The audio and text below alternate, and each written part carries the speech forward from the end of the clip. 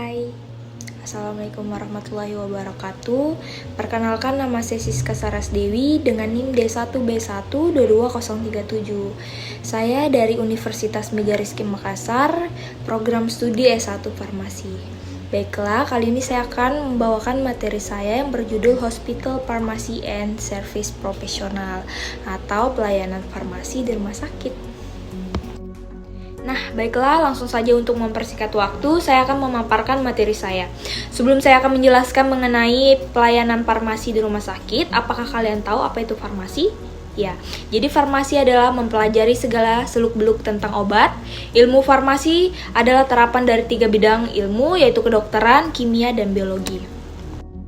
Lalu, apa sih itu rumah sakit? Jadi rumah sakit adalah institusi pelayanan kesehatan yang menyelenggarakan pelayanan kesehatan perorangan secara paripurna yang menyediakan pelayanan rawat inap, rawat jalan, dan gawat darurat. Standar pelayanan kefarmasian adalah tolak ukur yang dipergunakan sebagai pedoman bagi tenaga kefarmasian dalam menyelenggarakan pelayanan kefarmasian. Nah, jadi pelayanan kefarmasian adalah suatu pelayanan langsung dan bertanggung jawab kepada pasien yang berkaitan dengan sediaan farmasi, dengan maksud mencapai hasil yang pasti untuk meningkatkan mutu kehidupan pasien. Resep adalah permintaan tertulis dari dokter atau dokter gigi kepada apoteker yang baik dalam bentuk paper maupun elektronik untuk menyediakan dan menyerahkan obat bagi pasien sesuai peraturan yang berlaku.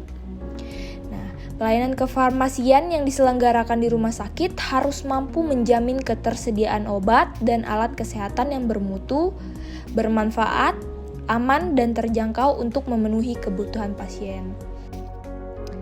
Setelah itu, pelayanan kefarmasian sendiri meliputi pengelolaan sediaan farmasi, alat kesehatan dan BMHP atau bahan medis habis pakai, dan yang ketiga adalah pelayanan farmasi klinik.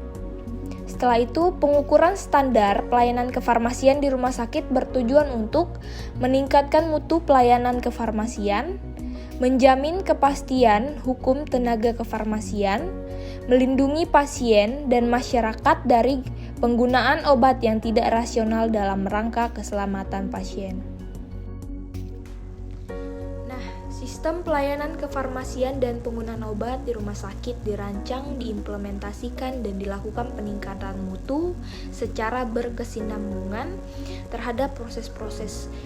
Yang pertama yaitu pemilihan, yang kedua perencanaan dan pengadaan, yang ketiga penyimpanan, yang keempat pendistribusian, yang kelima peresepan, permintaan obat atau instruksi pengobatan, setelah itu penyalinan, penyiapan, pemberian, dan terakhir pemantauan. Rumah sakit harus menyediakan sumber informasi yang dibutuhkan staf yang terlibat dalam pelayanan kefarmasian dan penggunaan obat. Misalnya, informasi tentang dosis, interaksi obat, efek samping obat, stabilitas dan kompatibilitas, dan bentuk cetak.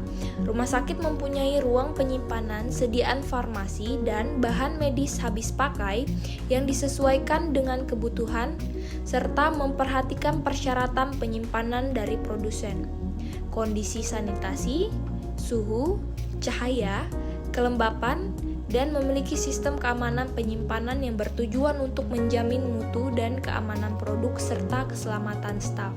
Beberapa sediaan farmasi harus disimpan dengan khusus, yaitu yang pertama adalah bahan berbahaya dan beracun, yang kedua narkotika, yang ketiga elektrolit konsentrat, yang keempat obat emergensi.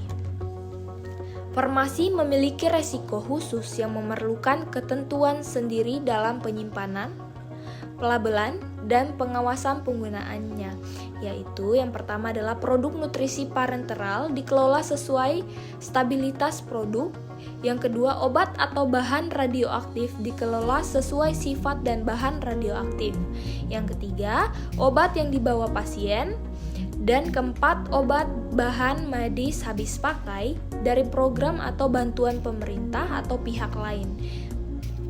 Yang kelima, obat yang digunakan untuk penelitian dikelola. Rumah sakit menetapkan dan menerapkan regulasi persiapan obat, bahan medis habis pakai, instruksi pengobatan, jenis kesalahan persiapan antara lain yaitu resep yang tidak lengkap, ketidaktepatan obat, lalu dosis, rute, dan frekuensi pemberian. Dan yang terakhir adalah pelayanan farmasi klinik meliputi pengkajian dan pelayanan resep. Yang kedua, penelusuran riwayat. Yang ketiga, rekonsiliasi obat. Dan keempat, pelayanan informasi obat atau PIO. Selanjutnya adalah konseling, lalu fisik. Setelah itu adalah PTO atau pemantauan terapi obat. Setelahnya adalah meso, yaitu monitoring efek samping obat. Lalu EPO, evaluasi penggunaan obat.